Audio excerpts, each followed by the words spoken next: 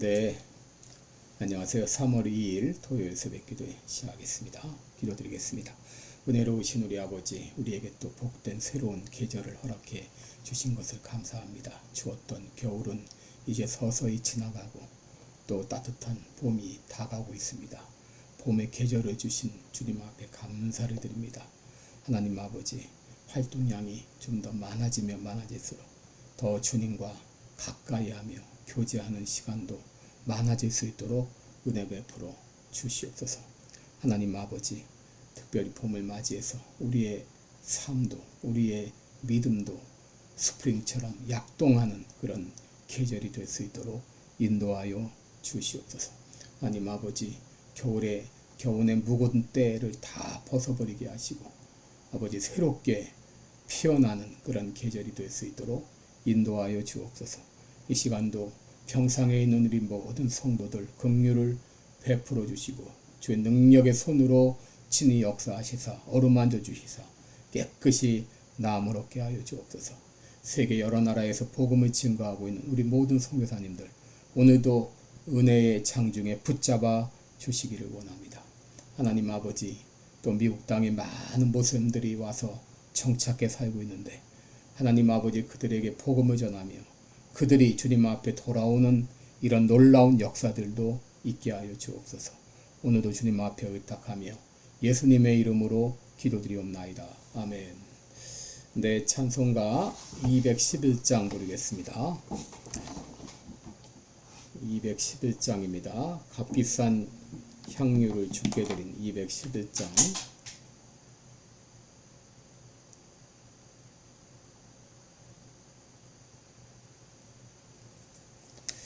예전 찬송가는 346장입니다. 211장입니다. 예전 찬송가는 346장.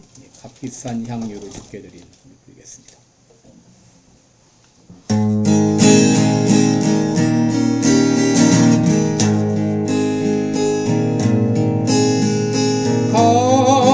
값비싼 향유를 주께 드린 막달라 마리아 본받아서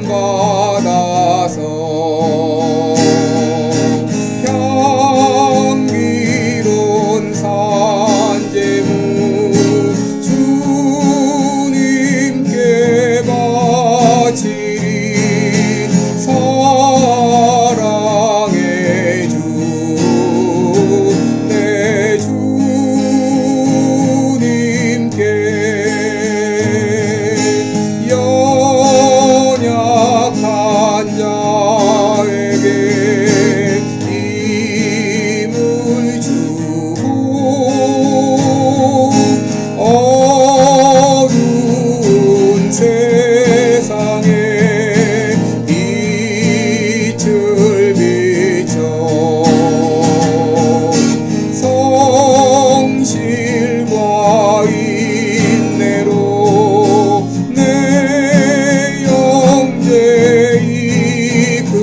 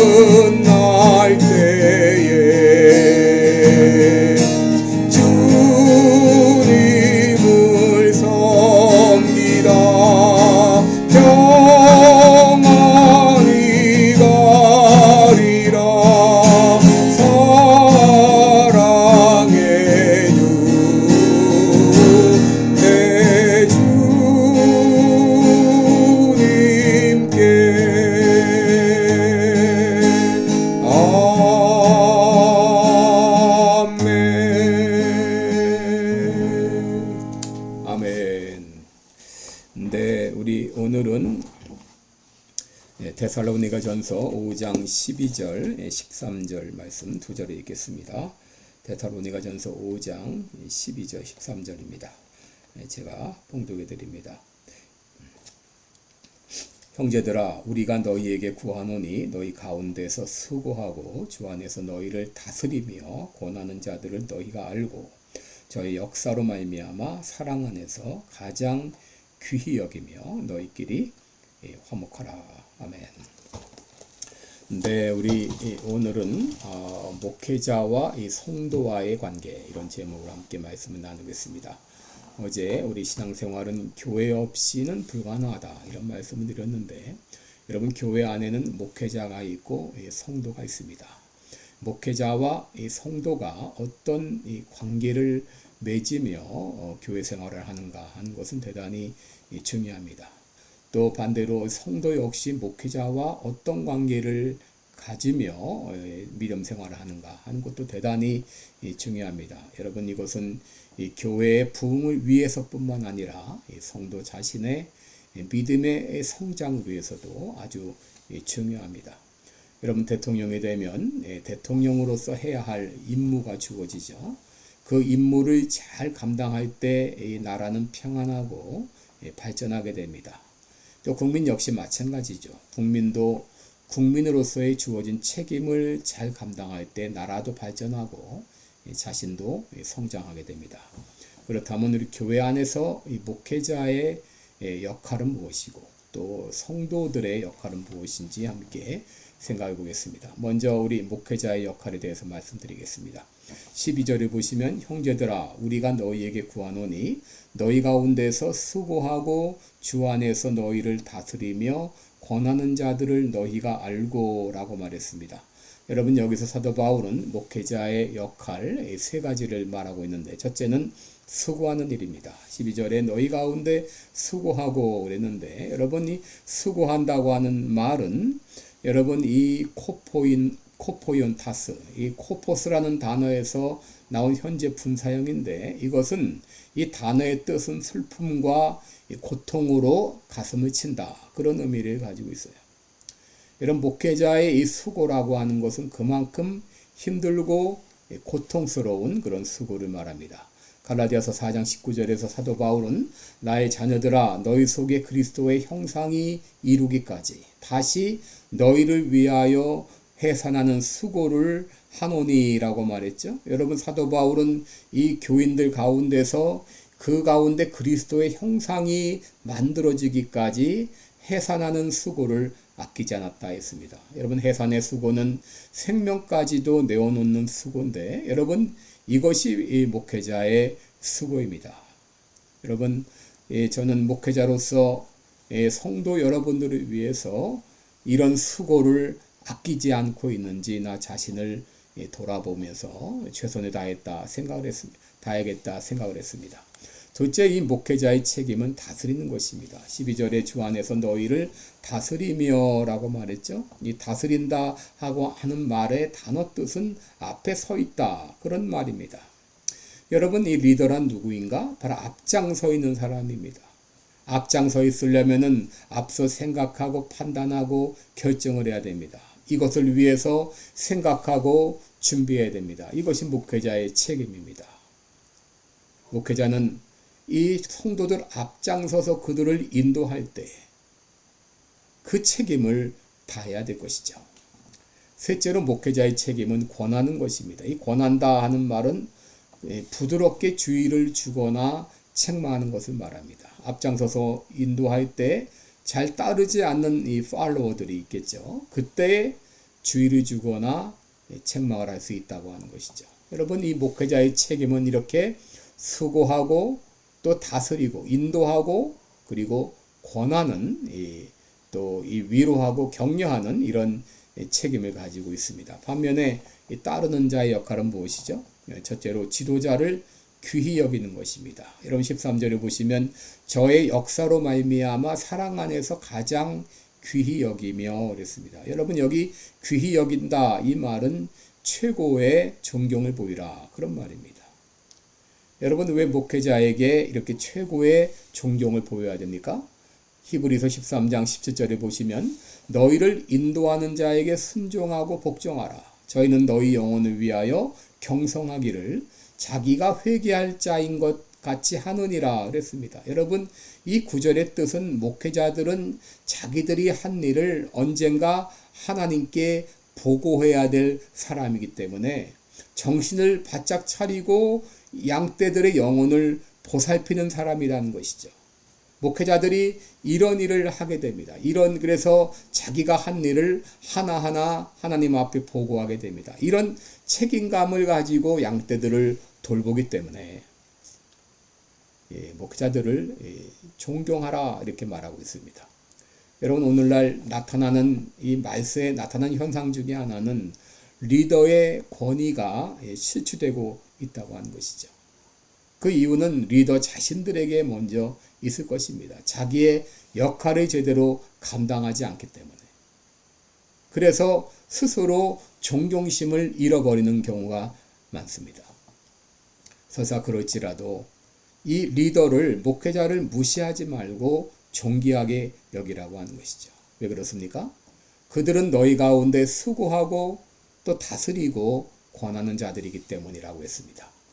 갈라디아서 6장 6절을 보게 되면 가르침을 받는 자는 말씀을 가르치는 자와 모든 좋은 것을 같이 하라 그랬습니다. 여러분, 목회자를 위하는 것은 결국 하나님을 위하는 길이요, 더 나아가서 자신을 위하는 길이기도 합니다. 목회자들이 기쁨으로 이 수고를 감당할 수 있도록 귀히 여겨야 되겠습니다. 둘째는 이 팔로워들, 성도들의 책임은 구성원 상호 간에 화목하는 것입니다. 13절 마지막에 보면 너희끼리 서로 화목하라 그랬습니다. 여러분, 여기 화목하라 이 말은 평안한 마음, 평강을 계속 지켜나가라 그런 말입니다.